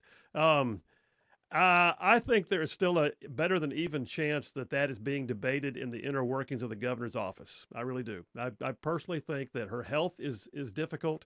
She doesn't have any fire in her belly.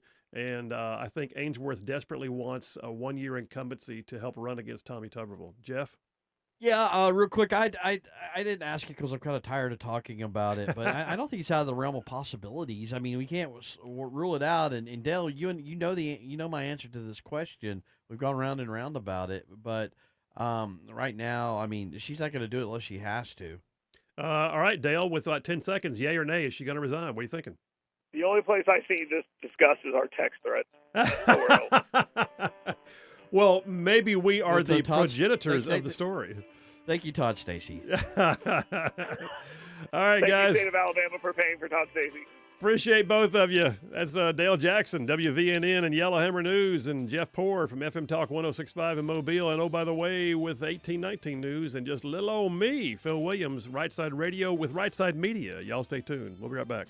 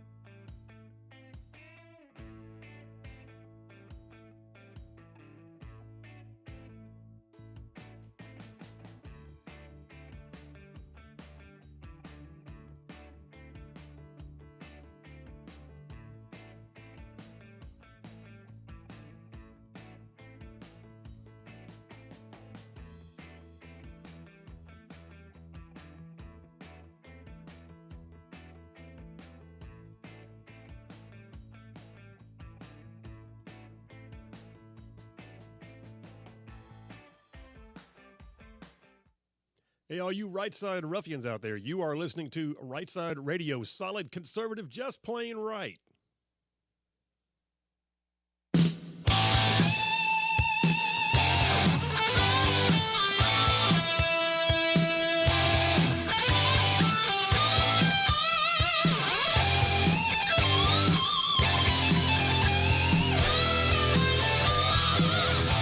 And we are back. Phil Williams, Rightside Radio, solid conservative and just plain right. Just covering down on some major ground across the northern half of the most beautiful state in the nation, the one I love, Alabama, y'all. Alabama. And I mean to say, this show goes like, woo, from way up the Tennessee line down to Birmingham, from Tuscaloosa back to Gadsden, parts of Georgia, Tennessee, and even Mississippi thrown in just for the good measure. And oh, by the way, coming up on Monday, live on WGOW 1150 AM out of Chattanooga.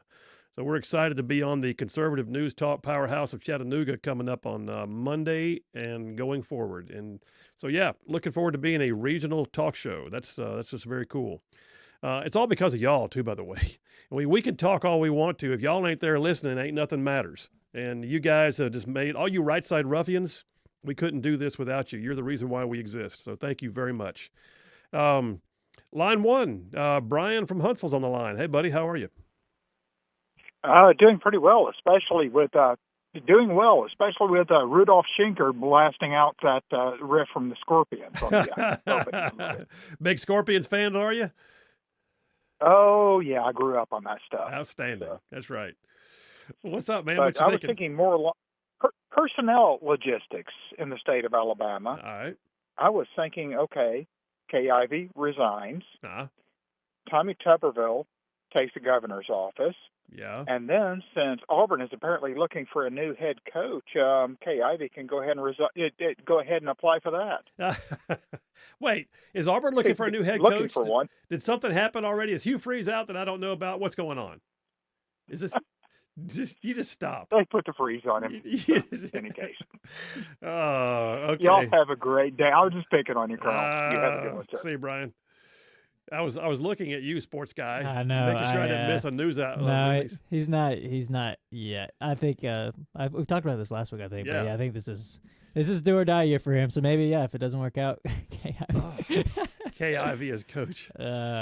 She is an Auburn person, by the way. She is. Yeah, unfortunately. And I think that she was the Auburn, the rodeo, I forgot what they call it, but the Auburn rodeo they have every year. I think she was the first female winner of one of the rodeo events ever in the history of Auburn. Oh, really? I didn't know that. She was spunky in her day, man. I mean, she was a hoot.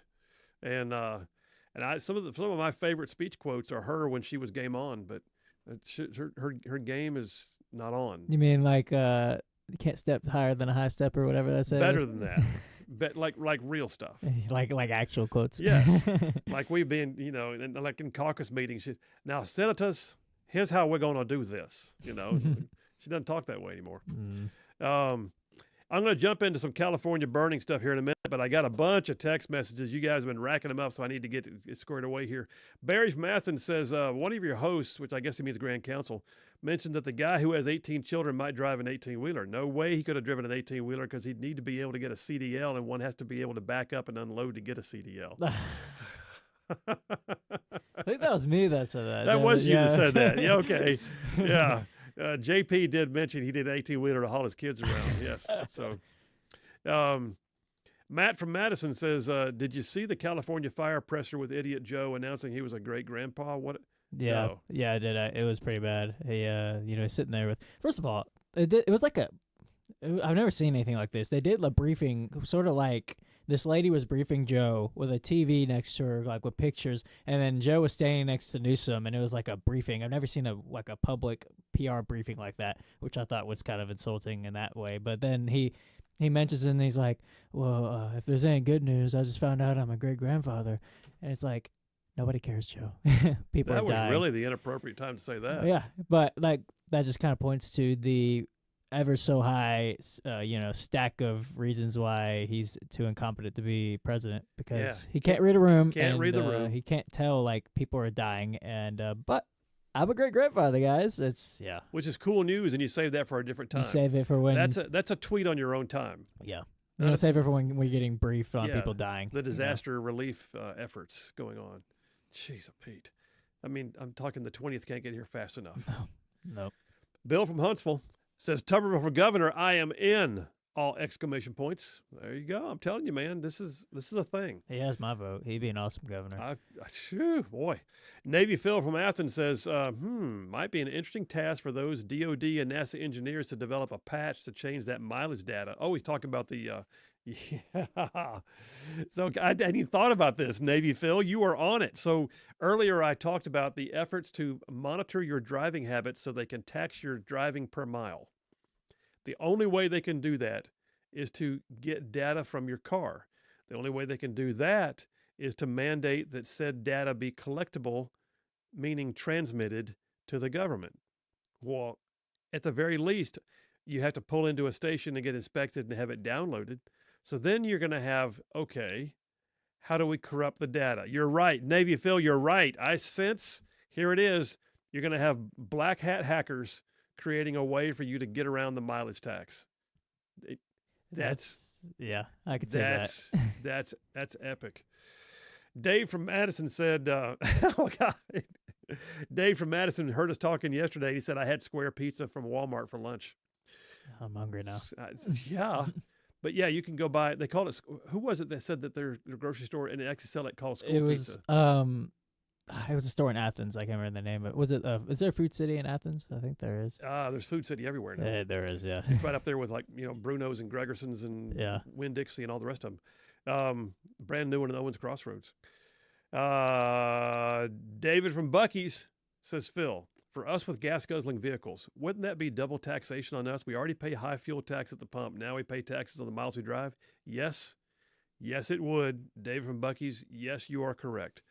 So there's only one of two ways that happens. Either A, they leave a double taxation in place and you're forced to pay it in order to have the privilege of driving.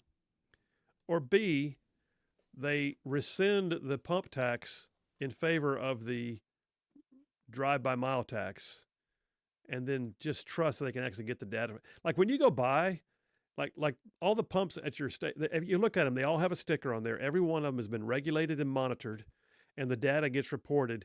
And the point of sale, if they want to stay in business, they will collect the taxes and remit them to the state. The state has to do very little work in it, except inspect them and make sure they're licensed. If they're relying upon you and your gas-guzzling vehicle to actually have a little chip embedded that will report good data to them without getting hacked, then it's going to be a whole new day. Wait, so you mentioned during that dipper that Tennessee was thinking about it. What is the reason?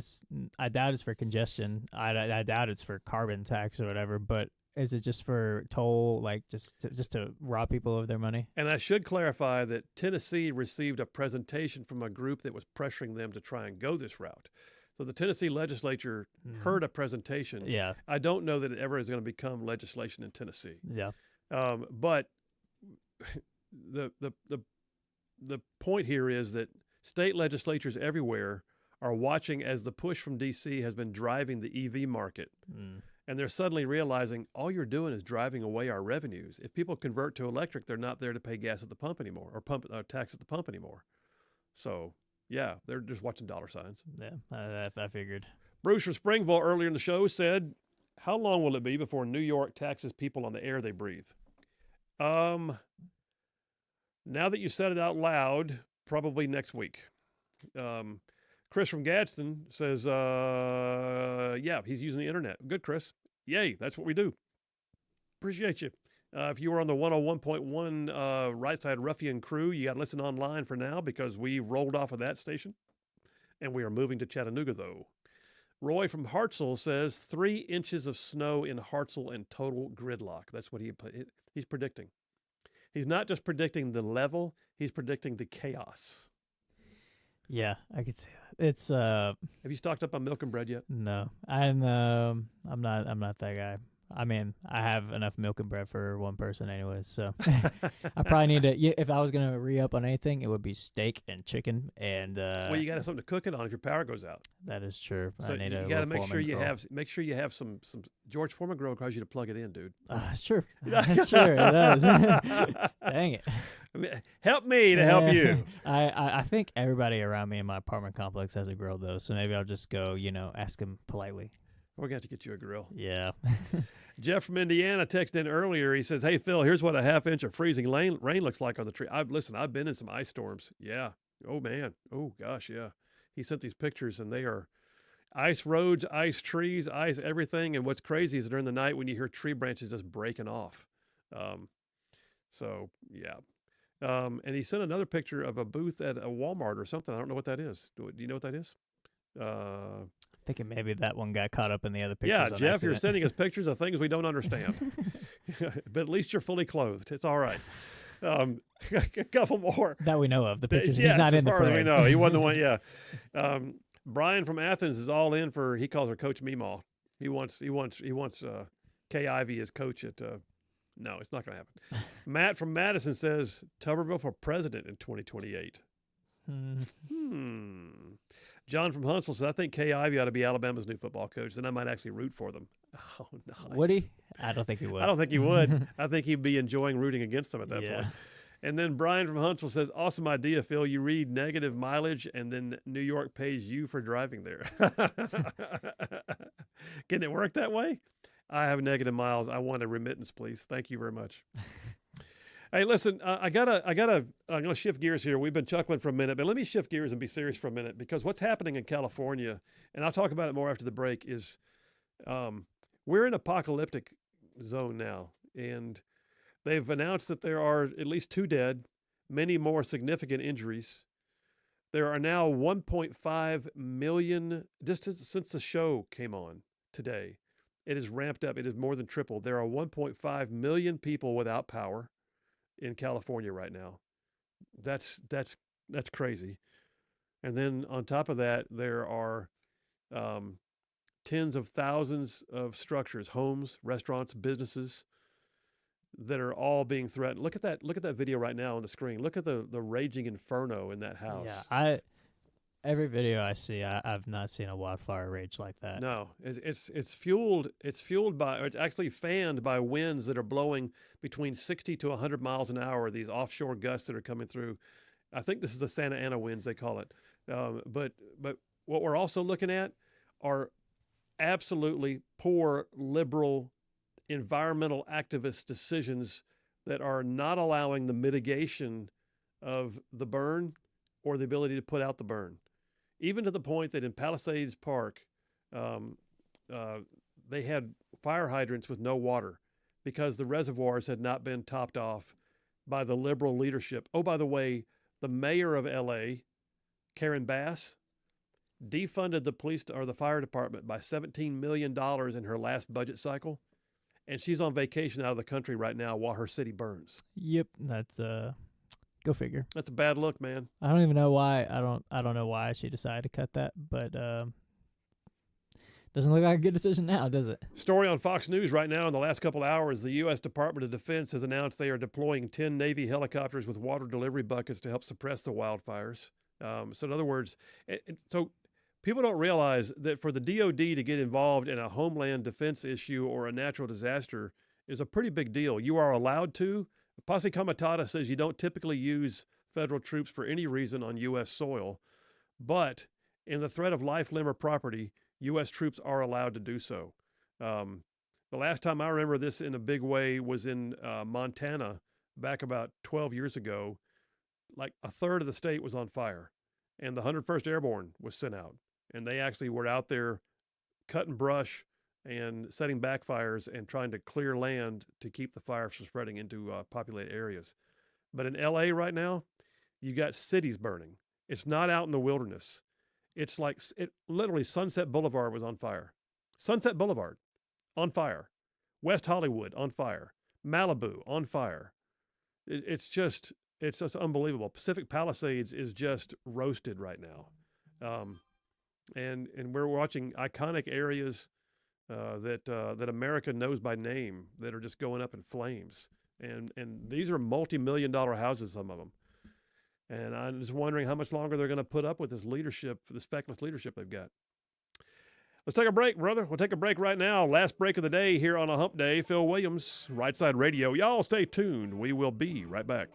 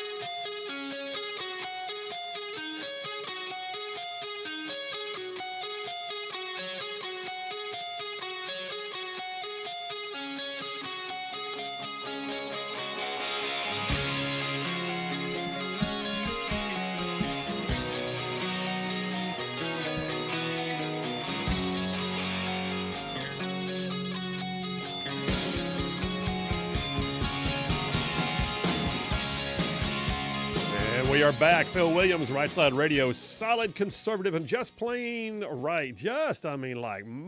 Making common sense like a superpower.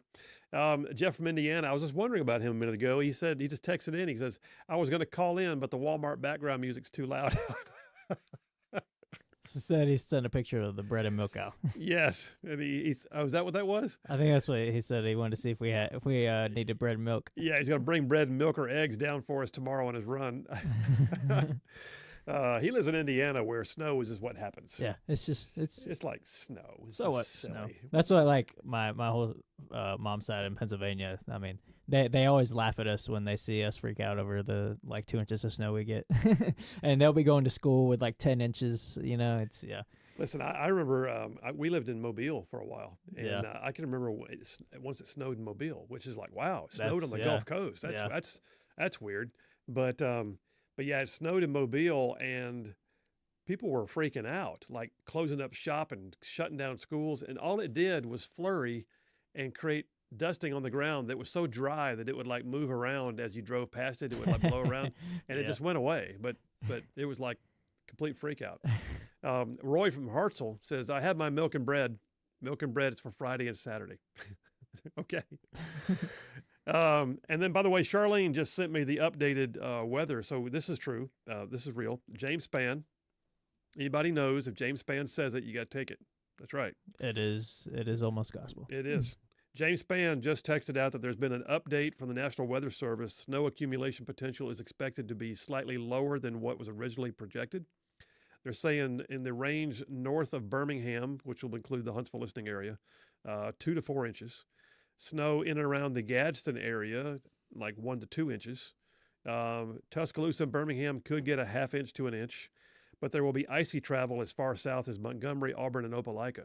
So we're looking at having some winter weather nonetheless, but they're already downplaying it. So if the meteorologists, who are always wrong, are saying it's going to be less than expected, does that mean it's actually going to be more than what is expected? Oh, geez. Now you just threw a curveball. Reverse psychology?